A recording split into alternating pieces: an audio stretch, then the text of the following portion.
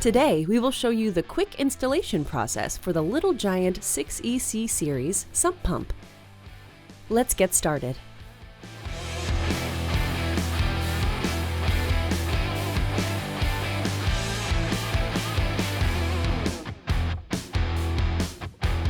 To start, the pump must be installed in a suitable gas-tight basin that is at least 18 inches in diameter and 24 inches deep, and vented in accordance with local plumbing codes.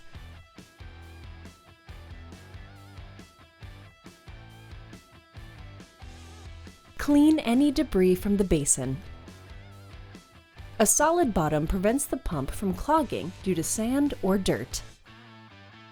Inspect and prepare the bottom of the pit so the pump can be placed on a hard, level surface.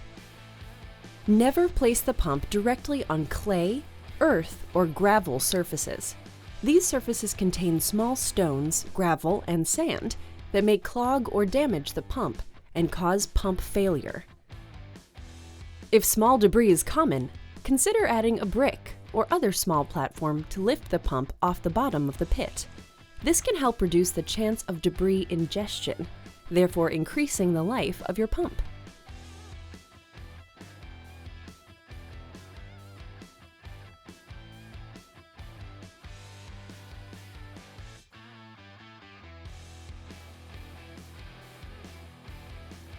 Connect the discharge piping. Use a joint compound at all connections. Sump pumps can be piped to discharge into the house drainage system, to a dry well, splash block, or to a storm drain, depending on local plumbing codes. The discharge pipe should be as short as possible and contain as few elbows as possible.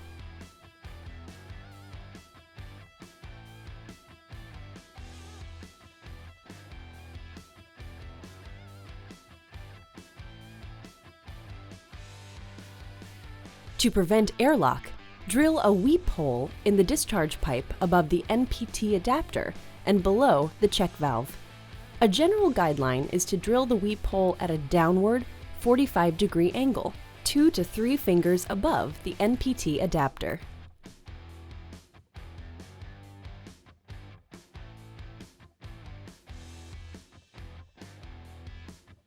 Tape the pump and switch cords to the discharge line with electrical tape or zip ties. This will protect the cord from damage. And set the pump in the center of the basin.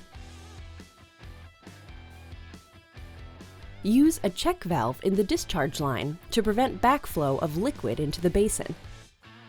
Always install a union in the discharge line just above the basin cover to allow for easy removal of the pump for cleaning or repair. Some check valves are easily removable and can act as a union and check valve combined.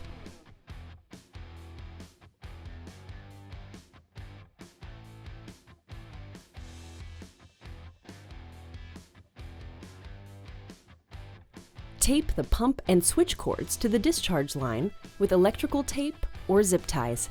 This will protect the cord from damage. Test the operation of the pump system by following the operation testing instructions located in the owner's manual. Do not attempt to operate the pump without water. This will damage the seals and bearings and could result in permanent damage to the pump.